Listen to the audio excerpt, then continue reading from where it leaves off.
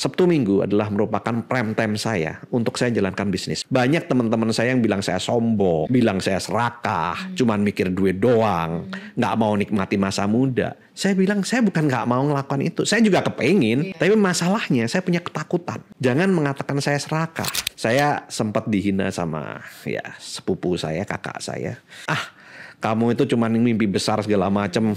Saya sampai ke rumahnya itu karena nawarkan sebuah bisnis. Waktu nawarkan tuh dibukain baik-baik Bu, dikasih makanan segala macam. Setelah itu 2 hari saya janjian lagi ke rumahnya lagi untuk nanyain, nggak dibukain pintu Bu saya Bu. Hujan-hujan padahal. Ini kejadian real story gitu. Saya diundang ke sebuah pesta keluarga gitu, ada yang ulang tahun, dan makanya dia kaget ngelihat saya dari naik motor 7 tahun kemudian ketemu saya naik Mercedes-Benz E300 gitu kan. Nah, jadi bagi rekan Visto yang mana Anda saat ini sering dibully teman, jadikan itu sebagai sumber motivasi, jangan buat Anda down. Anda justru harus membuat itu sebagai sumber motivasi Anda dan untuk membuktikan bahwa apa yang dikatakan mereka itu salah tentang diri Anda.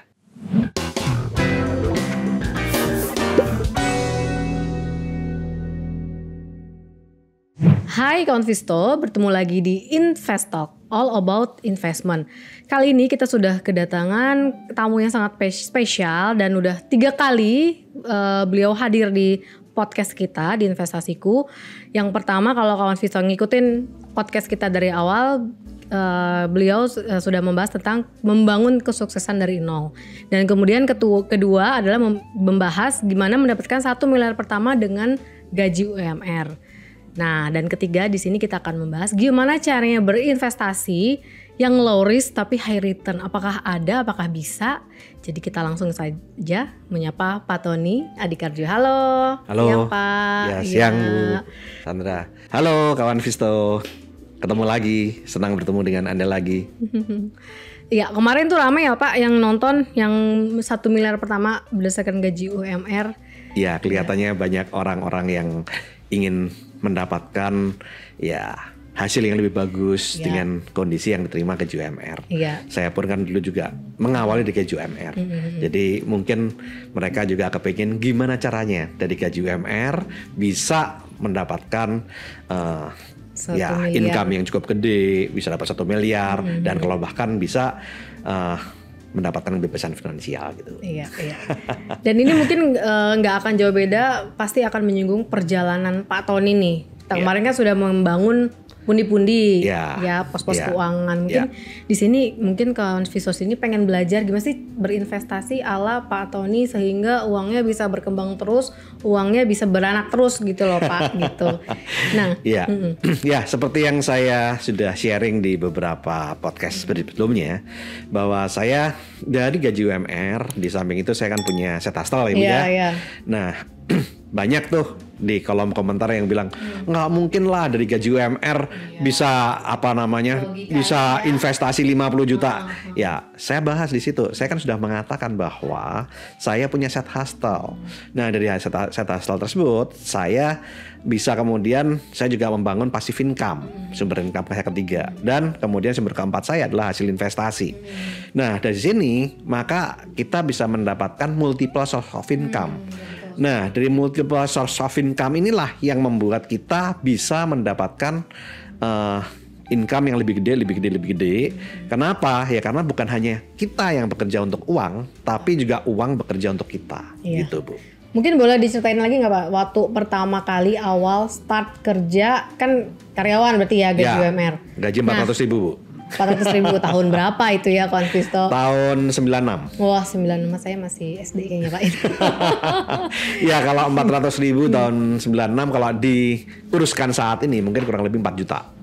Karena waktu itu saya masih ingat motor itu Astrea itu harganya 1,8 juta. Saat ini rata-rata motor Honda itu rata-rata kan 18 juta. Sehingga perbandingannya itu banding 10. Jadi ya income saya kalau misalkan dikuruskan saat ini sama dengan 4 juta gaji UMR saat ini. Gaji UMR ya. Nah, di pikiran Pak Tony saat itu kenapa harus ada side hustle? Emang Pak Tony ada yang mau dikejar kah waktu umur muda start kerja? Saya punya impian yang besar Bu. Nah, dan saya punya sebuah kejadian yang mana membuat saya itu berpikir bahwa saya harus punya mobil. Oh, oke. Jadi ceritanya pada saat itu saya hanya punya motor pemberian orang tua. Saya waktu itu kerja dari kantor menuju ke kawasan industri dan kemudian pulang ke kantor ya sore jam 3-an. Tiba-tiba hujan deras, Bu. Nah, dan saya waktu itu sampai di perempatan yang ada traffic light ya, itu lampunya berubah dari warna hijau ke merah sehingga saya orang pertama yang berhenti. Tidak lama setelah saya berhenti, ada motor lain yang juga berhenti, Bu. Dan pada saat itu seolah-olah dalam hati saya dikatakan, Ton, kamu nolehlah sebelah kanan. Nah, dan saya melihat sebuah pemandangan yang membuat saya shock dan merubah kehidupan saya. Pemandangan itu adalah saya melihat ada seorang bapak bonceng istrinya. Nah, di depan bapak ini ada anak yang saya perkirakan usianya 5 tahun. Oh, oke. Antara bapak sama ibu ini ada anak usianya 3 tahun. Dan dalam gendongan ibunya ada satu anak yang usianya saya perkirakan di bawah 1 tahun. Dan saya ngelihat waktu itu anak yang di bagian depan itu sambil megang setir itu tangannya itu menggigil kedinginan gitu. Dan saya waktu itu seperti ada kata-kata dalam hati saya yang mengatakan, Ton, kamu lihat baik-baik ini. Kamu lihat baik-baik. Kalau dalam 5-10 tahun ke depan kamu tidak merubah income-mu, maka apa yang kamu lihat saat ini akan kamu alami. Dan pada saat itu saya melihat bapak itu usianya kurang lebih ya sekitar, saya waktu itu sekitar 25-an, bapak itu saya perkirakan usia 30-an. Nah, saya membayangkan kalau saya gaji saya cuman 4 juta UMR, maka saya juga akan hanya bisa naik motor.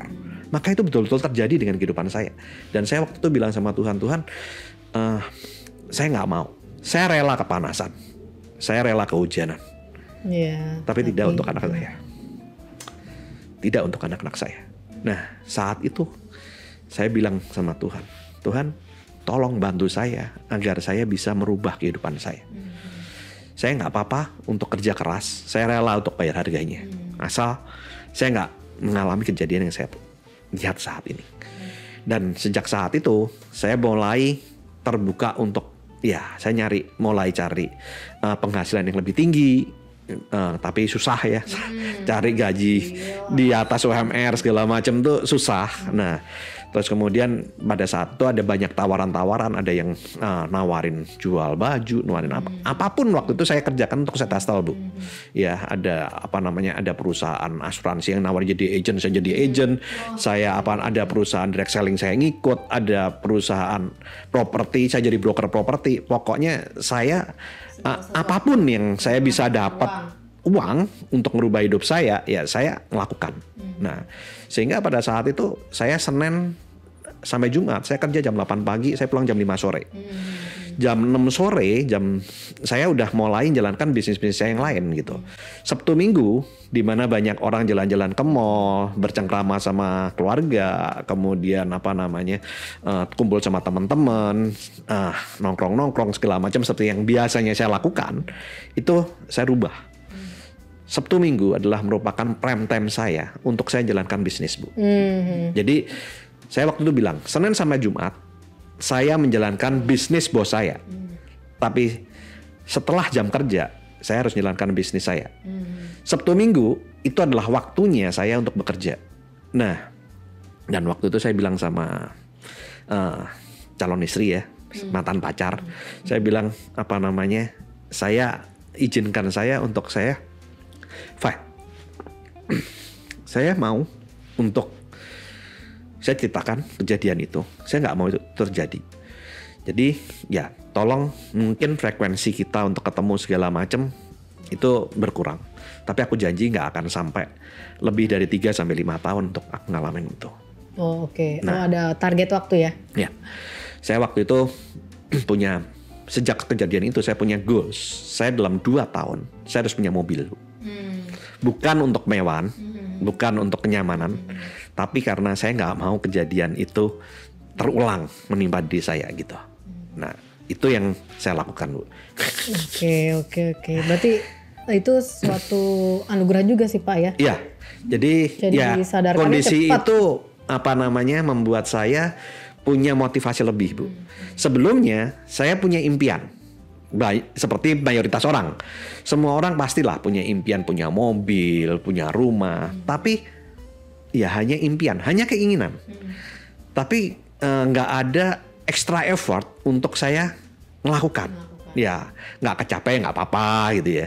Tapi sejak kejadian itu impian saya bukan hanya sekedar impian, tapi berubah menjadi ketakutan, Bu. Oh, oke. Jadi dan ketakutan itu membuat saya termotivasi lebih besar. Nah, di tengah-tengah saya mengalami ketakutan, di tengah-tengah saya fight itu, banyak teman-teman saya yang bilang saya sombong, bilang saya serakah, cuman mikir duit doang, nggak mau nikmati masa muda. Saya bilang saya bukan nggak mau ngelakukan itu, saya juga kepengin, tapi masalahnya saya punya ketakutan. Jangan mengatakan saya serakah. Tapi ada juga yang menghina saya, yang membuli saya, yang menjauhi saya. Dan itu membuat saya ada kata-kata beberapa teman yang membuat saya terluka, Bu. Iya. Dan itu menjadi dalam diri saya akan buktikan gitu. Bahkan ada yang bilang sama saya, "Kamu mau punya mobil? Kalau kamu sampai bisa punya mobil dalam waktu 2 tahun, saya cuci mobilmu. Kalau kamu bisa punya rumah dalam waktu kurang dari 5 tahun, saya pel rumahmu." Waktu itu ya saya cuman bisa saya cuman bisa menerima gitu ya. Tapi saya menyesal sekarang. Seandainya waktu bisa berulang, saya akan buat kertas putih, ada materainya, yang mana kayak menyatakan kalau dalam 2 tahun saya bisa punya mobil, kamu nyuci mobil saya. Kalau saya punya bisa punya rumah dalam 5 tahun, kamu ngepel rumah saya. Seandainya waktu itu bisa berulang, saya sudah tanda tangan. Lumayan, Bu, saya punya pembantu gratis sama sopir gratis. Bener juga ya Pak ya. Iya, tapi itu menjadi dendam, Bu. Tapi dendam positif buat saya. Dendam positif buat saya. Bahkan ada salah satu kejadian yang mana saya sempat dihina sama sepupu saya, kakak saya, yang mana dia bilang kamu itu cuma mimpi besar segala macam. Saya sampai ke rumahnya itu karena nawarkan sebuah bisnis. Oh, oke. Waktu nawarkan tuh dibukain baik-baik, Bu, dikasih makanan segala macam tapi setelah itu 2 hari saya janjian lagi ke rumahnya lagi untuk nanyain, nggak dibukain pintu, Bu, saya, Bu, hujan-hujan padahal. Dan pada saat itu saya beralasan untuk ke rumahnya dia ngambil barang gitu. Barangnya dikasihin, kemudian nggak dibukain pintu, Bu. Dia masuk rumah dibanting aja gitu. Pada saat itu saya sempat waktu saya sempat, saya nggak terasa itu air hujan rasanya jadi asin, Bu. Lumpur ya. Saya tanpa terasa waktu itu saya nangis gitu, dan saya baru sadar. Dan saya waktu itu ngelihat mobilnya, saya ngelihat rumahnya, saya tuh merasa ngapain sih saya harus saya sampai seperti ini gitu loh. Rasanya berat banget yang merubah hidup ya gitu. Nah, itu membuat saya down. Tapi di sisi hati yang lain mengatakan dalam diri saya, "Ton, kamu lihat baik-baik rumahnya. Kamu lihat baik-baik mobilnya. Kalau kamu dalam 5-10 tahun ke depan, rumahmu harus lebih bagus dari rumah dia. Mobilmu harus lebih bagus dari mobilnya dia." Nah, itu yang ada dalam diri saya. Waktu itu saya betul-betul itu jadi dendam positif, Pak, buat saya gitu. Jadi yang membuat saya termotivasi lebih, dan sejak saat itu saya ditolak orang nggak pernah down, Bu. Nggak pernah down. Terbiasa jadinya ya, Pak. Kenapa? Karena saya sudah merasa kesakitan yang lebih dalam dari itu. Saya jadikan kondisi itu justru sebagai batu pijakan saya untuk saya bisa meloncat. Itu justru jadi dendam positif saya. Ya. Dan suatu kejadian 7 tahun kemudian, ini kejadian real story gitu. Saya diundang ke sebuah pesta keluarga gitu, ada yang ulang tahun, saya diundang. Kebetulan juga saudara saya itu diundang, dan saya nggak merasa itu. Sampai setelah pulang, ternyata mobil saya itu muka belakang sama dia gitu. Jadi dia parkir di depan, Saya parkir di belakang. Nah, saya waktu itu sudah berubah dari naik motor jadi naik mobil gitu. Nah, dan saya keluar duluan, dia belakangan.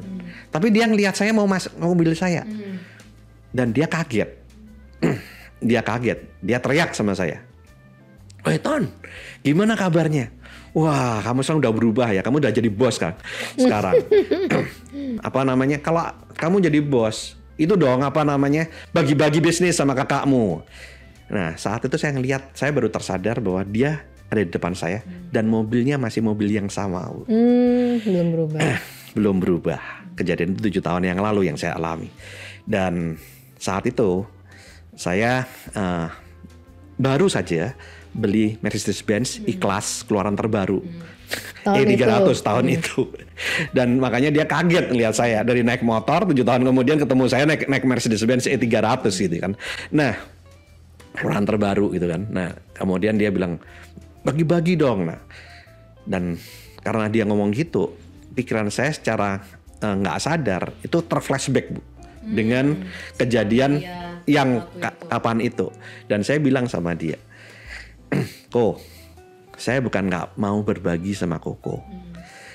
Pada saat saya ngerintis bisnis, saya ingat Koko, tapi Koko nggak mau nerima tawaran bisnis saya. Bahkan Koko waktu itu apa namanya, yang kedua kali saya datang ke rumahnya Koko nggak bukain pintu.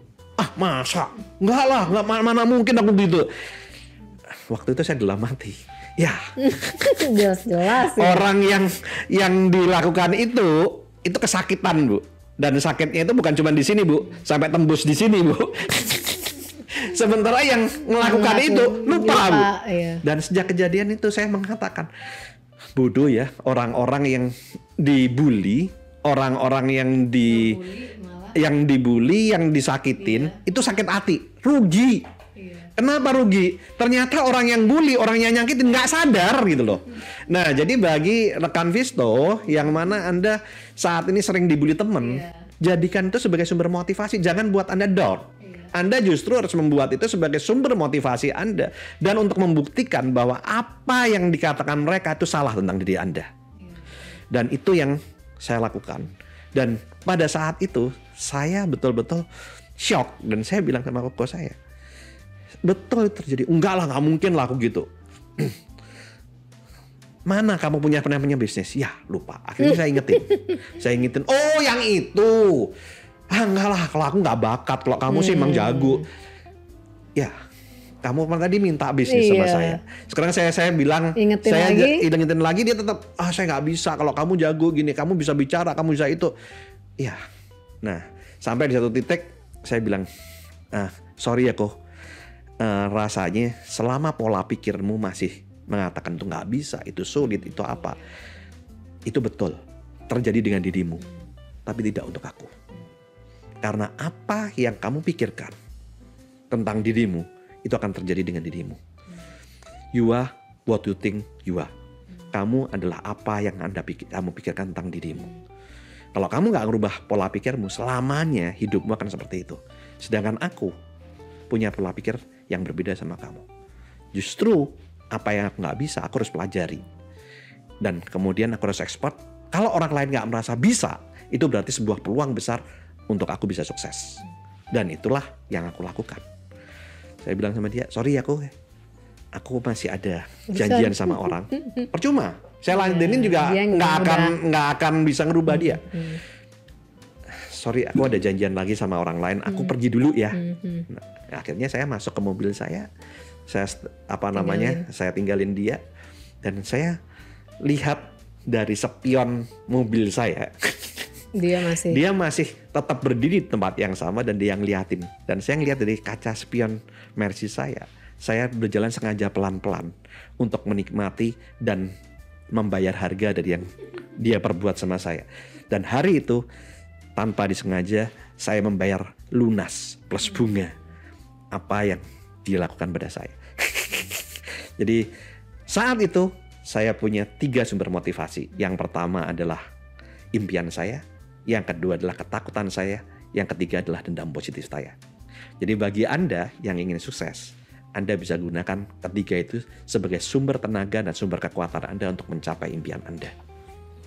Oke, berarti setelah ada kejadian itu semua mindset Pak Tony berubah, terus habit juga berubah, terus waktu dikorbankan ya Pak ya? Kesenangan dikorbankan. Ya, dan saya juga tidak menerima uang yang saya peroleh juga tidak saya hambur-hamburkan, Bu. Nah, banyak sekali orang-orang yang terjebak dengan lifestyle. Saya fokus dengan impian besar saya, Bu. Kalau Anda fokus dengan impian-impian kecil Anda, maka kamu nggak akan pernah bisa meraih impian-impianmu. Karena uangmu akan habis dengan kecil-kecil. Ya, nggak akan pernah bisa nyampe impian besar. Sehingga saya ngelola keuangan saya seperti yang sudah saya kupas di sharing-sharing saya sebelumnya. Saya masukin income saya dalam 5 pos. 5 pos keuangan. Bukan hanya untuk kebutuhan dan keinginan saya saja, tapi saya juga harus punya pos saving dan pos investment gitu. Nah, dari investasi itulah saya bisa punya hasil investasi yang membuat ya apa yang saya peroleh berlipat ganda gitu. Setelah tadi income-nya sudah bertambah, berarti kan income-nya nggak cuma 1, mungkin 2 atau 3 Pak ya? Saya ada 4. Yang pertama dari gaji, yang kedua dari set hustle. Set hustle ini pun sebetulnya ada banyak macam ya. Kan? Saya waktu itu apapun yang bisa hasilkan duit saya hasilkan gitu. Tapi saya masukin semua di kategori set hustle. Yang ketiga adalah dari passive income. Passive income itu adalah dari sesuatu yang saya perjuangkan. Terus kemudian bisnisnya running, kemudian saya punya tim, dan kemudian tim saya yang running, dan saya hanya tinggal monitoring, itu saya masukin dalam kategori passive income. Nah, seperti saat ini saya juga punya YouTube, kemudian menghasilkan AdSense, itu juga merupakan passive income. Saya nulis buku, dan kemudian dari hasil buku saya dapat royalti, itu juga masuk dalam passive income. Nah, kemudian yang keempat adalah dari hasil investasi. Ya, itu saya ada aset berupa tanah, saya ada aset berupa saham. Awal-awalnya saya juga ada deposito gitu ya. Nah, jadi saya mendiversifikasi beberapa investasi saya seperti itu. Oke, dari berarti kalau misalnya untuk pemula gitu Pak, kalau untuk yang pertama kali kerja mungkin nggak bisa langsung 5-5-nya ya, perlu tahan side hustle-nya ya. Minimal harus ada 4 selain gaji. Yang pertama kan dari gaji dulu. Nah, kemudian ini set hustle, ya kan. Ini set hustle ini bisa beberapa macam. Saat ini enak, set hustle itu macamnya banyak ya.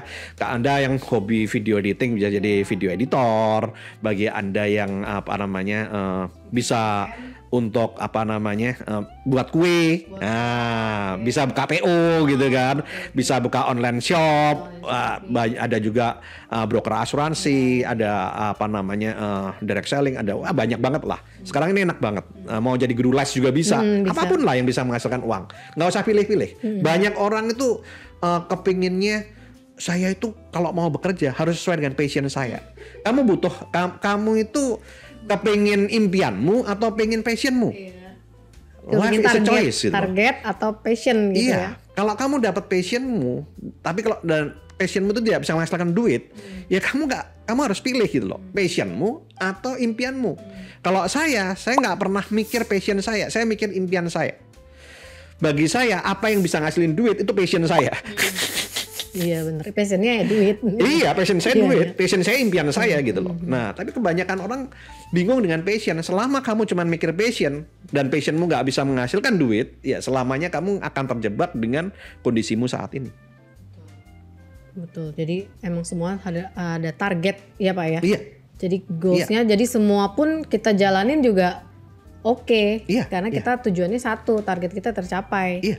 Gitu ya. Iya, passion saya adalah agar saya bisa mencapai impian saya. Passion saya adalah bisa membahagiakan orang-orang yang saya cintai. Iya. Itu passion saya. Setuju. Jadi kalau misalnya di sini bilang teman konfisor bilang cari kerja sekarang susah. Terus kerja harus ini harus itu. Gen Z juga sekarang kan banyak yang di PHK kayak gitu kan. Ternyata itu bukan lapangan kerja yang nggak ada, kamu yang perlu milih. Bener. Terlalu banyak orang pemilih. Setuju. Banyak orang mengatakan susah cari kerja. Apanya? Saat ini loh banyak perusahaan yang butuh lapangan kerja. Saat ini loh banyak pekerjaan yang bisa kita lakukan. Kamu mau jadi apa? Aku nggak bisa itu, aku nggak bisa itu. Ya kalau kamu bilang itu nggak bisa ya kamu nggak akan bisa gitu loh. Tapi kalau kamu mau belajar dan kamu mau istilahnya merubah dirimu, kamu mau merubah nasibmu, ya kamu akan bisa merubah. selama ada niat ya Pak ya, ada usaha, kita kan punya kebijaksanaan, punya brain lah ya, kita bisa ngelakuin apa yang kita mau atau yang kita inginkan. Iya, masalahnya bukan masalah mampu atau tidak mampu, masalahnya adalah mau atau tidak mau. Nah betul sekali. Jadi untuk generasi sekarang nih yang muda-muda nih ya, Betul. terutama jangan sampai kalah semangatnya sama Pak Tony. Pak Tony udah dari muda udah 5 pekerjaan yang dikerjain, ya Pak ya. Nah, apa namanya? Ada orang yang bilang sama saya, zamannya berubah. Ya, memang zaman berubah. Tapi tahu nggak, pada saat saya dulu, saya juga bilang hal yang sama ke orang tua saya, zamannya berubah. Ya memang zaman selalu berubah. Cuman rumus kesuksesan tetap sama. Kamu hanya akan bisa sukses kalau kamu mau kerja keras, kalau kamu mau membayar harga dari impianmu. Rumus kesuksesannya sama. Masalah bidang usahanya beda, itu masalah yang harus kita pelajari gitu loh. Betul. Tapi kamu mau nggak? Jangan mengatakan zaman berubah kemudian untuk melindungi dirimu, untuk kamu bermalas-malasan, untuk menjadi sebuah alasan kalau kamu gagal. Ya kalau kamu jadikan itu sebagai alasan untuk kamu gagal, ya terjadilah itu pada dirimu. Ya. Setuju sih Pak. Sekelas Pak Tony aja, maksudnya yang udah harusnya nggak terlalu melek dengan digital gitu Pak ya. Tapi konten YouTube jalan terus. Rajin bikin konten untuk menginspirasi, edukasi ya orang banyak gitu ya, bisa nonton secara online gitu ya. Oke, nah. Pada awalnya juga susah Bu. Iya, karena belum terbiasa kan. Apa sih barang baru gitu ya. Masalahnya bukan masalah bisa atau tidak bisa, masalahnya biasa atau tidak biasa, kan di situ. Betul. Semua orang tuh pasti bisa. Pasti bisa, asal mau belajar, asal mau melakukan, dan asal mau disiplin, membayar harganya gitu loh. Termasuk dalam hal investasi, termasuk dalam hal menabung. Nah, ngomong-ngomong tentang investasi nih Pak, investasi pertama Pak Tony ketika setelah kan pos keuangan udah ada banyak dan nggak mungkin kan pengen didiemin gitu aja di tabungan. Apa yang dilakukan pertama? Iya, pada saat itu instrumen investasi nggak sebanyak saat ini Bu. Instrumen pertama investasi saya adalah deposito. Kenapa? Karena waktu itu nggak ada instrumen investasi yang lain. Kalau sekarang choice-nya banyak. Sekarang dulu cuma satu Bu. Deposito aja harus minimum 8 juta. Iya betul. Nah sebelum deposito gimana? Masuk tabungan. Terkumpul 8 juta deposito, lumayan, spreadnya gede. Iya kan? Nah setelah 50 juta waktu itu baru bisa investasi saham. Nah setelah sekian ratus juta saya baru bisa beli tanah. Aset. Nah kemudian di tengah-tengah itu saya bisa mulai beli emas. Ya itu yang saya lakukan. Jadi semuanya bertahap ya Pak? Ya bertahap. Kenapa? Masalahnya saya start dari naik motor Bu, bukan dari naik Mercy. Kalau saya start dari naik Mercy, beda lagi hitungannya gitu. Waktu start investasi saham Bapak belajar dulu nggak? Atau memang nggak ngerti Bu? Nggak ngerti sama sekali? Nggak ngerti. Ya waktu itu saya, waktu itu saya cuma lihat di koran. ISG naik. Koran, ya? Nah, ISG naik. Nah, waktu itu kan di koran itu ada saham apa aja gitu. Nah, ya udah, saya akhirnya gimana caranya masuk ke untuk transaksi saham. Saya nggak di prospek orang Bu. Saya datang ke Bursa Efek Surabaya saat itu. Ke Bursa Efeknya ya? Iya, saya nggak ngerti Bu. Iya nggak ngerti. Nah, saya datang ke Bursa Efek Surabaya. Nah, belum ada Bursa Efek Indonesia saat itu. Dulu adanya Bursa Efek Surabaya sama Bursa Efek Jakarta. Saya datang ke Bursa Efek Surabaya. Nah, tapi ternyata Bursa Efek Surabaya itu waktu itu memperdagangkan surat utang Bu. Kalau saham itu Bursa Efek Jakarta gitu. Beda instrumennya. Nah, beda instrumen. Dan saya pun tidak bisa buka di Bursa Efek karena Bursa Efek tidak nerima nasabah. Iya. Nah, orangnya Bursa Efek Surabaya bilang, "Pak, Bapak turun ke lantai 3. Nah, di situ ada perusahaan sekuritas. Nah, Bapak bisa membuka akun di perusahaan sekuritas." Nah, turunlah saya ke lantai 3. Saya nggak ngerti sekuritas itu apa gitu loh. Nah, akhirnya saya datengin security. "Pak, saya mau buka saham." Katanya sama Bapak ya bukanya. Saya bingung juga. Masa sih saya buka saham sama security gitu kan. "Oh, Bapak mau buka saham." Iya, katanya saya harus datang ke security. Maksudnya itu Pak, perusahaan sekuritas lah. Iya. Ya udah saya datang ke sekuritas. Jadi betul-betul lucu banget gitu. Nah akhirnya saya buka di perusahaan sekuritas itu ya, buka akun. Itu pun saya buka akun tuh lama loh. Waktu itu saya butuh waktu hampir sebulan. Sebulan Bu lama waktu itu. Ya, tahun 2000 Bu. Iya sih.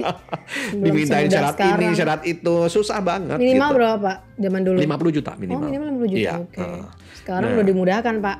Sekarang 500.000 juga bisa, 100.000 aja bisa. Iya. Nah, jadi makanya sekarang enak banget, banyak banget investasi, mau saham, mau reksadana, mau obligasi, modal kecil-kecil 100.000 bisa. Iya. Dulu obligasi 1 miliar Bu. Kalau mau beli. Iya, betul Pak. Skalanya harus yang besar ya. Iya, nggak bisa. Sekarang beli. 5 juta, 1 juta pun ada. Iya, makanya itu. Jadi sekarang tuh dimudahkan untuk investasi. Bisnis juga dimudahkan. Jadi sekarang tuh kalau orang bilang zaman ini susah. Menurut saya saat ini zaman ini lebih mudah daripada zaman saya dulu. Sehingga kesempatan orang untuk sukses jauh lebih mudah sekarang daripada zaman dulu. Betul. Jadi kalau misalnya ada orang yang bilang hidupnya nggak bisa naik, ya itu mindsetnya dia berarti Pak ya. Ya selama mindsetnya dia berpikir seperti itu ya dia nggak akan pernah bisa sukses. Change your mindset, change your destiny. Yes. Anda baru bisa merubah nasib Anda kalau Anda merubah pola pikir Anda terlebih dahulu. Betul. Terus setelah membuka akun saham tuh Pak, mempelajari nggak? Akhirnya atau akhirnya susah akhirnya gak? Mempelajari Bu, tapi permasalahannya nggak sesimpel itu gitu loh. Pada saat itu saya setelah open rekening saya tanya sama brokernya, ini saya mau beli saham apa yang bagus, namanya nggak ngerti. Iya, nanya. Nah terus kalau saya mau beli saham apa aja yang harus saya ketahui, dia ngomong rumornya saham ini akan naik ke sekian. Oh ya udah beli. Ya udah beli, nggak ngerti saham itu apa. Terus kemudian kemudian saya baca-baca, ada yang namanya technical analysis, ada yang namanya fundamental analysis. Saya tanya sama dia, kalau saya mau belajar tentang fundamental analysis gimana? Pak, fundamental analysis itu apa? Itu brokernya Pak bilang gitu. Brokernya bilang gitu loh. Nah, kalau brokernya aja nggak paham, gimana dengan investornya gitu kan? Bukan kamu percaya, saya juga bingung gitu loh. Mau belajar juga nggak tahu. Mau cari training, belum ada yang training Bu tahun 2000. Masih buku kali Pak ya sumbernya ya? Mau cari buku, di toko buku pun jarang Bu. Nah, sehingga akhirnya ya saya jadi main tebak-tebakan gitu. Jadi rumornya apa ngikut. Sampai suatu hari saya ketemu dengan salah satu direktur dari perusahaan sekuritas yang mana dia, Pak, kalau mau saya tanya gimana sih kalau mau trading saham itu supaya sukses. Dikasihlah buku waktu itu. Buku apa tuh Pak? Japanese Candlestick. Oh langsung ya, Japanese fotokopian. Candlestick. Oh yang kopi. Punyanya Stephenson. Nah itu dikasih fotokopian sama dia. Ya Bapak kalau mau fotokopi ini. Nah, terus kemudian kalau fundamental analysis, dia kasih Ben Graham. Oh Ben Graham. Investor itu. Bahasa Inggris semua Bu, masihan Bu. Intelligent investor ya. Nah, waktu itu saya cari aslinya juga susah kan. Nah, pada suatu saat saya ke Singapura. Nah, di sana kan ada toko buku Kinokuniya itu ya. Nah, itu di situ saya cari-cari. Nah, itu saya pada saat saya ke Singapura, istri saya belanja ya shopping lah ya. Nah belanjanya tas, sepatu gitu. Saya belanjanya buku. Dia jalan-jalan ke mall, saya jalan ke mall. Tapi dia nyari-nyari hal-hal itu, saya nyarinya buku Bu. Saya cari, saya pelajarin. Nah itu awal-awal saya belajar. Makanya saya jujur saya otodidak Bu dalam berinvestasi. Jadi saya baca dari buku. Mentor saya siapa? Mentor saya Stephenson, mentor saya Benjamin Graham. Bukunya yang mereka ya. Nah, kan itu mentor saya Bu. Jadi mentor saya keren-keren Bu. Warren Buffett. Terus kemudian Dermoderan. Ya. Nah itu semua mentor saya. Walaupun nggak pernah ketemu. Yang penting kan setelah bacanya langsung bisa dipraktekin kan Pak. Enggak Enggak juga. juga. Enggak paham, Nggak Bu. paham. Basic saya dari chemical engineer, Bu, bukan dari ekonomi. Iya. Jadi bingung. Baru ya, bahasa baru itu ya. Bahasa baru. Bahasa apa ini gitu ya. Udah, jadi bahasanya pakai Inggris lagi kan. Nah, Inggrisnya kan economic English dengan Inggris biasa kan beda juga gitu. Beda. Jadi ya betul-betul saya bayar harganya dengan harus baca itu, nggak ada Google Translate kan. Baca kamus, lihat ini. Gitu. Ya, tapi demi impian saya, ya saya lakukan itu. Berapa lama tuh Pak? Ya, saya sampai sekarang masih belajar. Saat ini Oke. saya udah 24 tahun di pasar modal dan sampai detik ini saya masih belajar. Iya, memang harus belajar tuh nggak boleh berhenti Pak ya. Ya. Continue terus Iya. ya. Market juga kan berubah. Maka berubah Dinamis terus, selalu ya. Industri berubah terus, makroekonomik berubah terus. Ya. Berapa tahun yang lalu presidennya Joe Iya. Biden, kebijakannya beda, Beda. otomatis apa yang dilakukan juga beda. Kemarin di Indonesia presidennya kemarin Pak Jokowi, Jokowi, sekarang Pak Prabowo. Nah, kita harus monitor juga bagaimana kebijakan-kebijakannya, makroekonomiknya, mikroekonomiknya. Ya, kita harus belajar terus. Ya, kalau mengenai belajar, ya Nggak ada kita habisnya. never ending ya untuk itu. Setuju sih Pak. Oke. Nah kalau misalnya tadi kita mau bahas yang investing Ya. low risk tapi high return, setuju nggak tuh Pak? Apakah ada? Itu pertanyaan yang sering diajukan ke saya. Iya. Investasi low risk high return. Kalau ada saya mau, Bu. Berarti nggak ada ya? Saya akan masukin semua uang saya all in di sana. Iya. Tapi tahukah kondisi seperti itu yang membuat banyak orang terjebak investasi bodong. Semakin orang mengatakan investasinya low risk high return, semakin investasi itu semakin high risk. High risk, oke. Iya. Karena yang resiko terbesarnya kalau seperti itu kan dari janji ya Bu ya. Janji dari orang-orang yang mengajak kita segala macam. Itu kan mereka kan berpikir untuk kepentingan mereka, bukan berpikir untuk kepentingan kita. Iya kan. Gimana caranya closing kita? Iya kan. Dia pasti kepingin ada komisinya atau ada apa. Sementara dia nggak peduli dengan resiko kita. Nah, saya sering tawarin seperti itu. Ada ini investasi low risk, high return. Dalam waktu sekian bulan bisa dapat puluhan persen, ratusan persen. Aduh. Saya bilang Ada aja "Nggak ya, deh." masih aja yang nawarin begitu. Nah, saya bilang enggak deh. Saya jamin. Kamu masa nggak percaya sama saya? Oh, saya sangat percaya sama kamu. Kalau gitu investasi dong. Ya, kamu mau investasi berapa? Sekian ratus juta. Oke. Kamu punya aset apa? Kamu punya tanah? Kamu punya rumah? Kamu punya mobil? Boleh. Kamu mau investasi? Aku investasi berapa? 500 juta. Kasih sertifikat rumahmu. Kita ke notaris. Kalau sampai kamu investasiku gagal, maka rumah kamu akan jadi milikku. Aku trust sama kamu. Tapi mari kita ke notaris. Dan setelah itu Hilang. nggak berani, Bu. Kalau cuma janji di mulut, ya siapa yang nggak bisa? Iya kan? Kalau ada jaminannya sertifikat tanah, ayo. Iya toh, notaris lah. Nah, mobil ada, oke, mobil sama STNK-nya sama BPKB-nya kasih ke saya. Iya kan? Saya investasi ke kamu.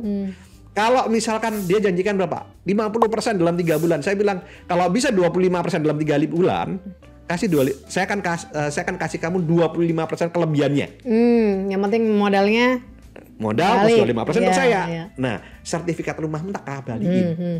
Tapi kalau sampai terjadi sebaliknya, ya jaminannya sertifikat rumahmu. nggak berani. Kamu percaya nggak sama saya? Saya balik. Ya nggak gitu sih. Ya, Takut. kok jadinya seperti itu? Tadi pede banget sampai nantang-nantang seperti itu, tapi kemudian setelah seriusin nggak berani. Ya itulah ciri investasi bodong, Bu. Itu menunjukkan resiko investasi yang berbahaya. Resiko investasi itu ada 2 jenis. Yang pertama adalah jenis investasi, resiko dari jenis investasi yang ada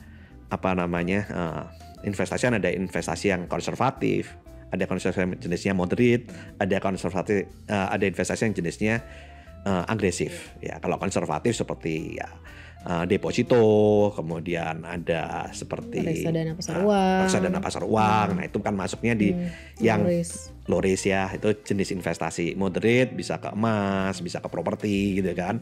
Nah, kalau high risk bisa ke saham, bisa ke kripto. Nah, Itu kan jenis-jenisnya. Nah, tapi sebetulnya ada yang lebih berbahaya, yaitu resiko dari tempat investasi. Oke, kayak gimana tuh Pak? Resiko dari tempat kita kita melakukan investasi. Oke. Nah, kita investasinya di tempat yang konservatif atau agresif. Tempat yang konservatif di investasi di mana? Di sekuritas. Di bank yang dijamin LPS. Itu adalah tempat investasi yang konservatif. Jadi saham itu adalah instrumen jenis agresif secara jenis. Produk, ya. Tetapi secara tempat investasi, saham itu adalah instrumen yang konservatif. Konservatif ya. Dimana kalau perusahaan sekuritasnya tutup, itu uang kita aman. Karena uang kita ada di RDN kita. Ya. Kemudian saham kita ada di rekening subrekse. Iya kan? Sehingga saham kita aman. Kalau perusahaannya tutup, ya udah. Kita hanya perlu ke OJK, ke Bursa Efek bilang ini rekening saya di sekuritas ini, kita pindahkan ke sekuritas lain. Sehingga secara tempat investasi itu sangat konservatif. Secara tempat ya. Secara tempat. Walaupun secara jenis itu agresif. Betul. Nah, ada instrumen investasi yang janji-janjiin itu tempatnya terdaftar di OJK aja enggak. Ya jelas itu high risk, resikonya tinggi, besar secara tempat investasi. Walaupun yang dijanjiin ini seperti deposito. Ya deposito itu kalau di bank investasi jenis konservatif. Tapi kalau bukan di bank yang dijamin LPS, ya itu jadi tempat yang agresif banget. Iya, apakah itu koperasi ataukah itu apalagi PT atau apa, itu jelas itu high risk banget gitu. Saya lebih suka investasi jenis yang agresif tapi di tempat yang konservatif. Oke. Nah, itu. Nah, seringkali investasi yang janjiin high return, low risk itu seringkali tempatnya yang agresif. Kalau saya nggak berani. Kalaupun berani itu, kalau ada yang berani kasih ke saya sertifikat rumahnya sama mobilnya ke saya. Ada kolateralnya ya Pak. Ada kolateralnya, oke, berani nggak kamu? Seringkali nggak akan berani gitu. Iya, jadi harus seringkali kita juga harus lihat ya, itu sumbernya, tempatnya, apa diawasin OJK kah? Itu juga penting Pak ya. Iya. Nah, ada yang bilang sama saya itu investasi, investasinya di mana? Di handphone. Dikasih rekomendasi sama temen, investasinya lewat handphone. Ada aplikasinya. Ini dari luar negeri segala macam. Kamu pernah nggak datang ke luar negerinya? Iya kan? Nah, kalau enggak, jangan-jangan di sana cuma sewa ruko. Iya. di Indo pun nggak ada kantornya. Nah, di Indo pun nggak ada gitu kan. Nah, pakai aplikasi, iya kan. Nah, kemudian perusahaannya lari, iya kan. Nah, saya bilang kalau kamu investasi di Indonesia, kemudian misalkan terjadi penipuan segala macam, kamu tahu kantornya, minimal kamu masih bisa datengin, kamu laporin ke OJK segala macam, kamu bisa masih itu. Kalau terjelek pun, kalau kamu mau jengkel, kamu mau bakar pun bisa gitu kan. Iya. bisa betul. Iya kan? Nah, kalau kamu lewat aplikasi, kemudian kamu ketipu, ya kalau ada fisik yang di sana, kamu bisa bakar kan. Nah kalau di sini karena kamu investasinya lewat handphone, ya kamu bakar handphonemu, kamu bakar laptopmu, baru itu puas ya kan. Duit gak balik, asetnya mencari uang juga hancur ya. Iya kan. Jadi dalam hal ini ya cerdiklah berinvestasi. Jadi saya selalu mengatakan teliti sebelum investasi. Sama dengan kalau kita pergi ke sebuah toko, teliti sebelum membeli. Barang yang sudah dibeli tidak bisa dikembalikan. Demikian juga sama dengan investasi. Teliti sebelum investasi. Karena barang yang kamu investasikan tidak bisa kamu jual dengan harga yang sama kalau salah investasi. Betul. Bahkan akan hilang. Oke, mungkin pertanyaan terakhir nih Pak, tips untuk anak muda nih yang Gen Z milenial sekarang, kalau mau mulai start berinvestasi itu sebaiknya di produk apa? Apakah ada rekomendasi dari Pak Tony? Produknya Anda boleh pilih sesuai dengan profil risiko Anda. Ya, setiap orang tidak ada ada orang sama saya. Menurut Pak Tony investasi apa yang terbaik? Investasi yang terbaik adalah investasi yang sesuai dengan profil risiko Anda. Kalau Anda profil resikonya konservatif, Anda paksakan di agresif. Turun sedikit takut. Isinya saat Anda investasi saham ya atau investasi kripto atau investasi apapun, isinya tujuan Anda investasi adalah untuk cut loss. Iya betul sih. Kenapa? Turun sedikit takut dijual. Harusnya kan kalau kita investasi itu buy low, sell high. Iya betul. Tapi kalau kita itu tipikal konservatif, nggak mau menerima kerugian, rugi dikit takut dijual, ya akhirnya cut loss terus. Terus kapan untungnya? Investasi kan? Bukan jadi memperkaya, jadi malah mengikis modal gitu Pak ya. Iya betul. Karena ya harus sesuai dengan profil resiko. Itu yang pertama. Yang kedua, dalam hal ini kita jadi harus teliti dulu mengenai diri kita gimana. Apakah kita termasuk tipikal agresif atau kemudian moderate atau konservatif. Yang kedua, kita sesuaikan investasi kita dengan profil resiko kita. Nah, walaupun sebetulnya kalau kita masih muda memang bisa cenderung lebih agresif. Tetapi kita juga harus mempelajari dulu mengenai instrumen investasinya. Nah, saran saya kalau investasi di financial market, ya saat ini banyak pilihan ya. Kalau bagi yang konservatif, ya Anda bisa deposito, Anda bisa melakukan investasi di reksadana pasar uang, kemudian Anda bisa ya mungkin kalau mau return lebih gede ya, bisa reksadana fixed income lah ya. Nah, obligasi lah ya. Nah, itu bisa gitu. Nah, bagi Anda yang lebih moderate, mungkin Anda bisa masuk ke reksadana campuran. Nah, bagi Anda yang agresif, Anda bisa masuk ke reksadana saham atau ke saham. Iya, jadi balik lagi ke profil risiko masing-masing dan jangan lupa kalau mau investasi itu harus kita pelajari dulu ya Pak. Iya, betul. Jadi kita biar tahu resikonya setiap produk nih apa gitu. Iya, termasuk banyak orang beli reksadana. Nah, reksadana itu kan ya cuman judul. Reksadana kan ada 4 jenis tadi kan. Iya. Jadi ada yang reksadana pasar uang, ada reksadana obligasi, ada reksadana campuran, reksadana saham. Ya mana? Karena sama-sama reksadana, satunya di konservatif, satunya di moderate, satunya di agresif. Nah, mana yang sesuai dengan profil resiko Anda? Nah, kalau mau aset nyata ya Anda bisa investasi di tanah. Kalau saya sih, kalau properti saya sukanya tanah. Kalau Anda investasi ya. Kenapa? Karena yang naik itu harga tanah. Tidak pernah ada harga bangunan naik. Betul. Harga bangunan itu pasti terjadi penyusutan. Iya. Kalau untuk investasi. Beda kalau mau carinya untuk passive income. Iya. Kalau passive income, kalau investasi kita carinya capital gain. Iya, betul. Kalau passive income kita carinya apa? Income yang datang berulang. Berarti kita bisa buka rumah kos-kosan, kita bisa sewa ruko, kita bisa sewain rumah. Nah, itu Anda boleh yang ada bangunan, tapi tujuannya bukan untuk investasi yang cari capital gain. Iya. Tapi carinya untuk passive income. Itu kita harus paham dulu gitu loh. Karena kalau nggak paham, salah gitu. Ada orang yang investasi apartemen, kemudian disewakan nggak laku-laku. Ya, itu bayar terus maintenance fee tiap bulan. Akhirnya dia bilang, saya investasi bukannya untung tapi malah bonyok gitu. Nah, karena kamu nggak ngerti yang kamu lakukan. Ya kalau kondisi seperti itu kamu belinya harusnya tanah. Kalau tanah ya kan masih keluar PBB ya pasti dong. Tapi kan jumlahnya nggak gede, ya kan. Nah, dibandingkan dengan capital gain itu akan jauh. Kenapa? Karena harga properti itu kan selalu naik. Kenapa harga properti selalu naik? Karena kan jumlah orang kan semakin lama semakin bertambah banyak. Ya, otomatis harganya akan semakin naik seperti itu. Walaupun ya di tengah-tengah perjalanan juga kadang-kadang naik turun gitu. Tapi naik turunnya properti tidak akan setajam di saham. Nggak volatile gitu. Iya.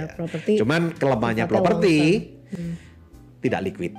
Iya, sulit ya. Nggak gampang jualnya. Iya, betul. Ya, semua memang ada kelebihan sama kekurangan ya Pak ya. Ya, saat ini ada yang seneng investasi emas, silakan. Ya, saat ini harga emas kan memang lagi bullish ya. Break all time high 2000, ya sekarang 2700-an. Ya, oke. Nggak apa-apa ya. Tapi ya sesuaikan lagi sama resikonya masing-masing. Ya, profil resiko kita harus pahami. Bukan mengajak untuk beli emas sekarang ya Konvista ya. Karena sudah all time high. Iya. Oke. Oke Pak Tony, thank you untuk Sama-sama, waktunya. Bu Nanti Sandra, next ya. mungkin kita berbicara dengan produk investasi yang lain nih Pak, untuk Siap. di lain kesempatan Iya, ya. oke. Oke, dan Konsisto nggak berhentinya saya terus mengingatkan, tetap transaksi di investasiku, mau saham, reksadana ataupun obligasi, karena di situ Konsisto akan mendapatkan cashback point yang dapat digunakan di seluruh merchant Citicorp atau bisa diinvestasikan kembali di reksadana. Oke, sekian Investor kali ini. Investasiku for better tomorrow. Bye bye.